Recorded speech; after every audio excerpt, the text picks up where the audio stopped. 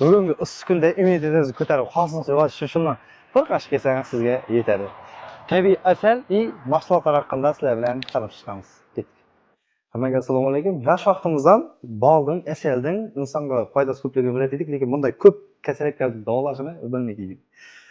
Mana menimizdan mutaxassisimizdan ma'lumot so'rab aytib o'tamiz. O'zimizning rayonda, Beriniyda shunday yo'lning bo'yida bolning turli mahsulotlarining do'koni ochilgan. Unda hozir do'konda bor narsalar haqida to'liq ma'lumot berib o'tadi. Shunday bir bol haqida, mana mikslar haqida bir ma'lumot berib o'tsangiz. Hozir ko'pchilikka qoniqmaydi. Immunitetini kamligi, holsizlik, oyoqlarda og'riq, charchoq, shunday hollarda mana mikslarimiz bor. Bollar yetti xil Har turli yong'oqlardan ishlangan mikslarda bular, ha? Buni gulchanga dedingiz, ha? Bular ham immunitet ko'tarish uchun. immunitetni o'ta ko'taradi. Ertalab och qarnga bir choy qoshiq to'ldirib yesa, birinchi. Bu choydan oldin ichish kerak-da buni. Zavtrakdan oldin bir yarim soat 20 minut burun ichish kerak-da. Bu kattalar uchun deb qo'yganimiz qanday bu?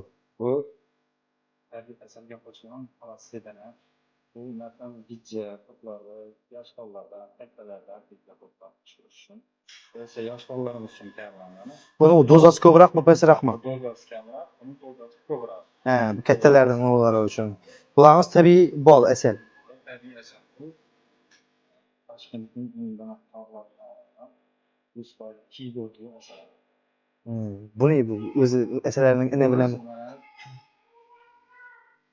bu asal mumi bilan uyasi bilan birgalikda qurilgan. Bu olinmagan uyasi bilan birga. bu shuni o'zi ham bir emga, nega dardga davo, ko'p dardga davo.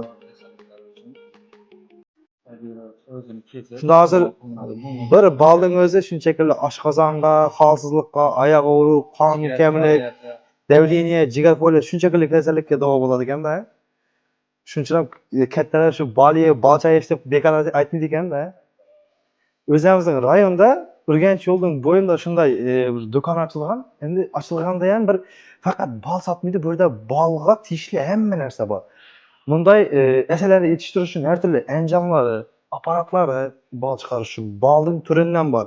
Mana bu yerda o'zlarimizning bol, mana Moskvada yetishtirilgani, Rossiya Federatsiyasi, bu yerda Qirg'izistondagi, mana aytgan Toshkentning baland tog'larida yetishtirilgan asallari bo'ladi. Bu yerda asal yetishtirish uchun har turli anjom jihozlaridan bor. Janingizga ne kerak desangiz, asallarni yetishtiraman degan odam bo'laman. Shu boshlab o'tirganlar bo'laman. Har turli mana dorilar, beriladigan dorilar da bor. Shunday shu bol asalari degan vaqtimda ko'zingizdan oldinda ana shu do'konga kelsa, kerak narsangizni shu yerdan topib ketsangiz bo'ladi. Bu yerda nafaqat asalari mini market ham etib ochgan. Bu yerda mini marketda shu hamma narsa уже faoliyatini kengaytirib, bu yerni kengaytirib do'konni ham qo'yishyapti. Yo'lning bo'yida to'xtab halagan narsangizni ekishingiz mumkin. Kelib shunday bir do'konga mijoz bo'lib u keraklisi, eng keraklisi